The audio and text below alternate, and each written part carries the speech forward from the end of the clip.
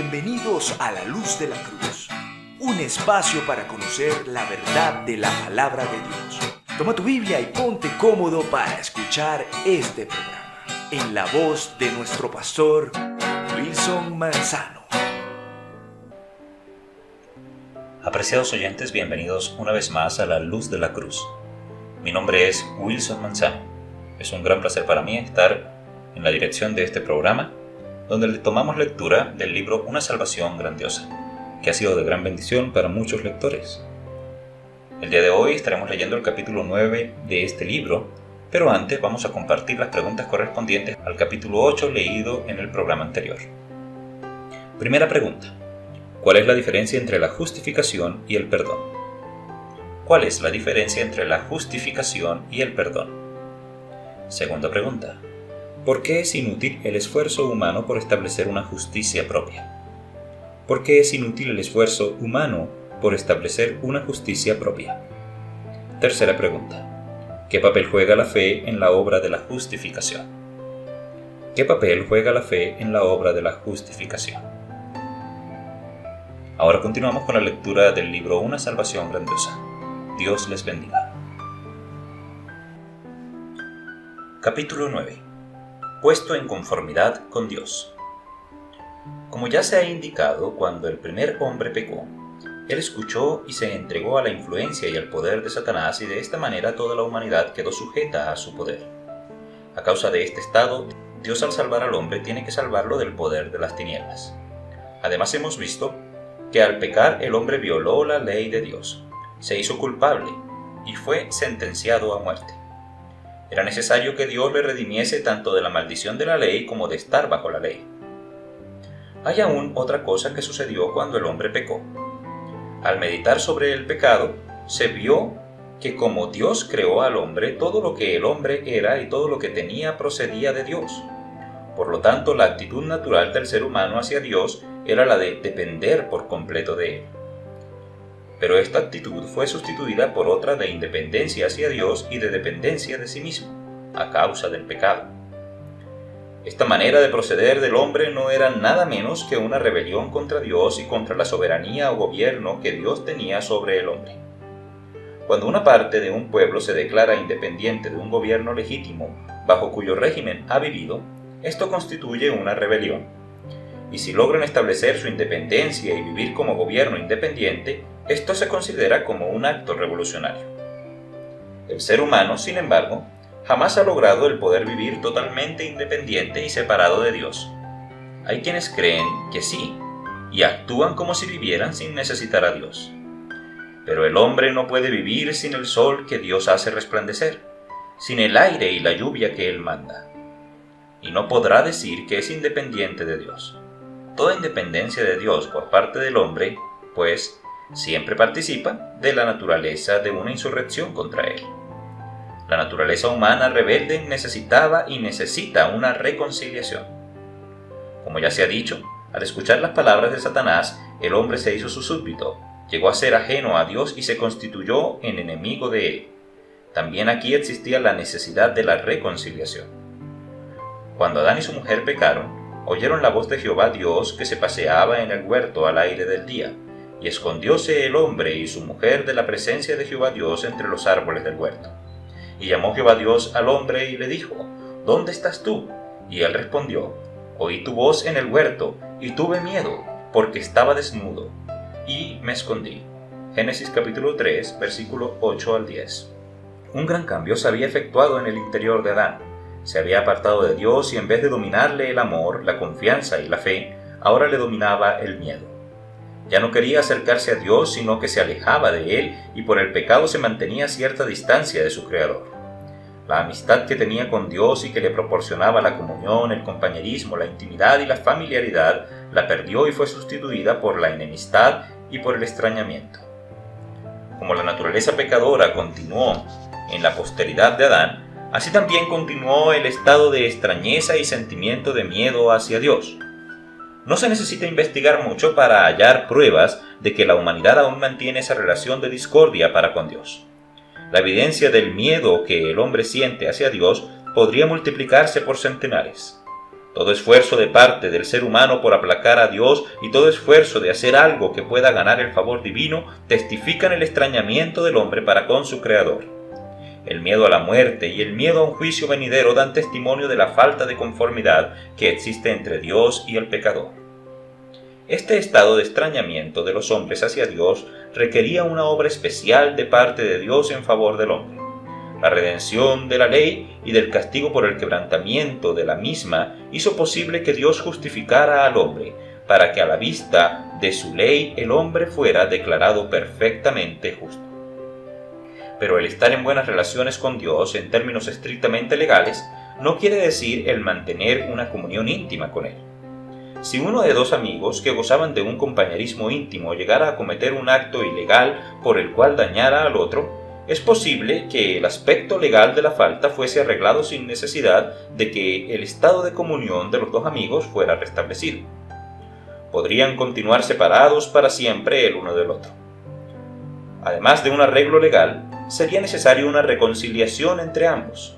Así también, aun cuando el hombre haya sido redimido del castigo de la ley y declarado perfectamente justo a la vista de la ley divina, él también necesita ser reconciliado con Dios como parte de la obra de Dios de restaurar lo que el ser humano perdió por el pecado de Adán.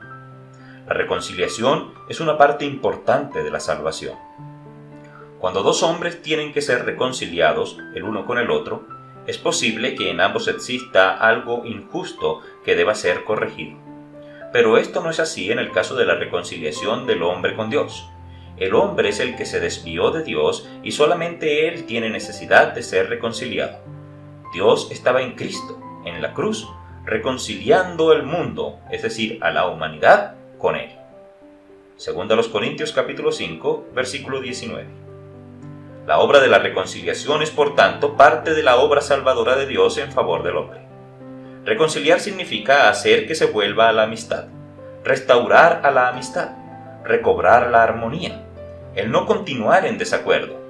Como se dijo, fue el hombre quien quebrantó la amistad divina y fue él, por su pecado, quien dio una nota disonante en el universo de Dios. Y Dios tuvo que tratar aquello que hay en el hombre que causó discordia y la separación. Eso es precisamente lo que Dios hizo en Cristo cuando, por medio de él, hizo posible la reconciliación del hombre consigo.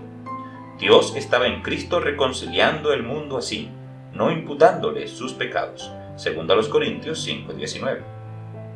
En la justificación que se hace a causa de la redención, las transgresiones del hombre que se consideran como la infracción de la ley de Dios le son perdonadas, por haber pagado Jesucristo el castigo en la cruz.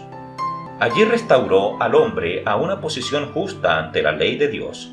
En la reconciliación, Dios trata las transgresiones del hombre como la causa que originó su insurrección contra su autoridad, es decir, contra su gobierno y su provisión en favor del hombre.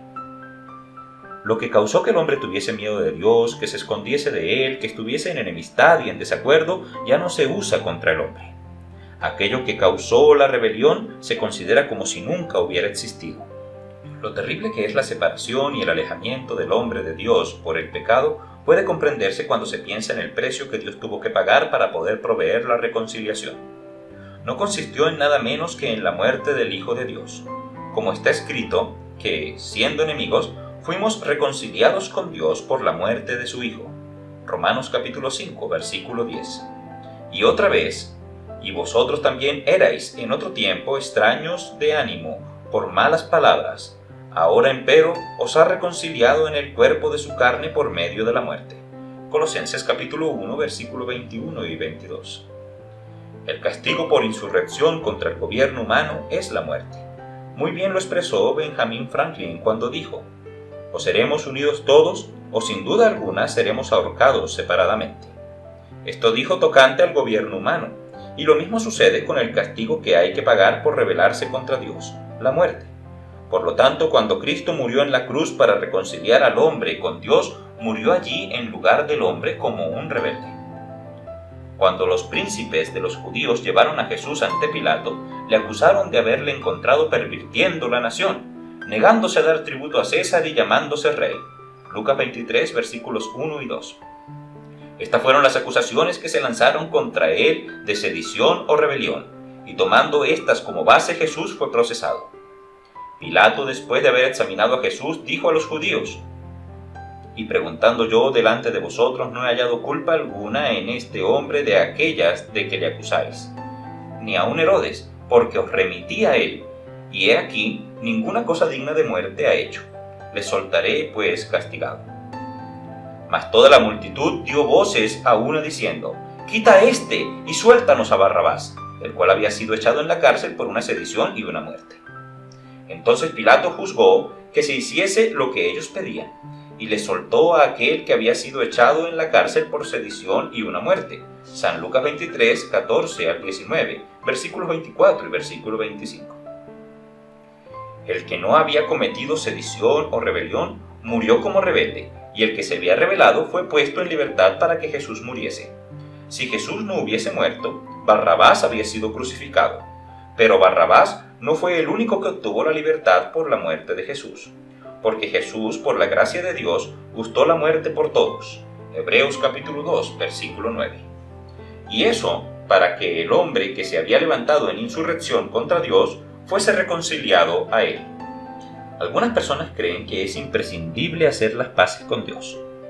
No hay nada en la Biblia en que basar tal suposición, sino, al contrario, contradice a la Biblia esa creencia con la afirmación de que Él, o sea Jesucristo, es nuestra paz, y que Él, en la carne, ha quitado las enemistades, haciendo la paz. Efesios capítulo 2, versículos 14 y 15.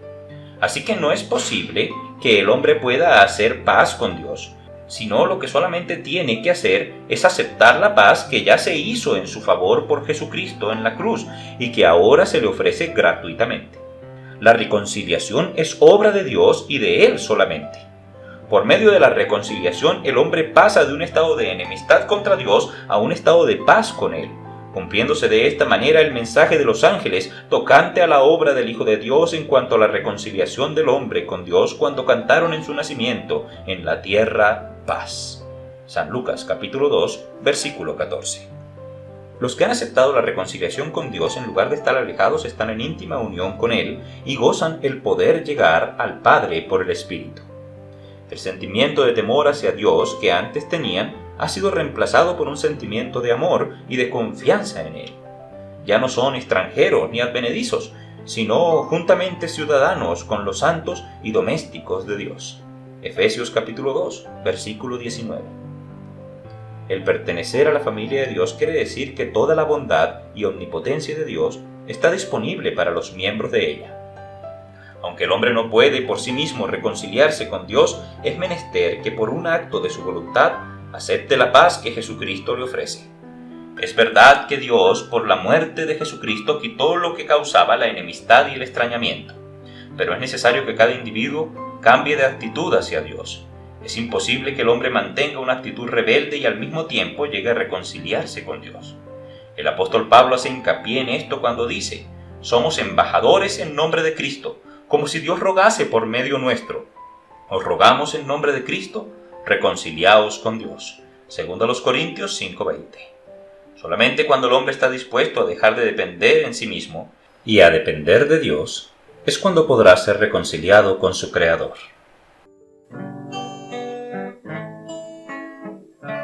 Agradecemos su sintonía. Nos encontramos en una próxima oportunidad a la luz de la cruz. Denominación Evangélica Alianza de Colombia.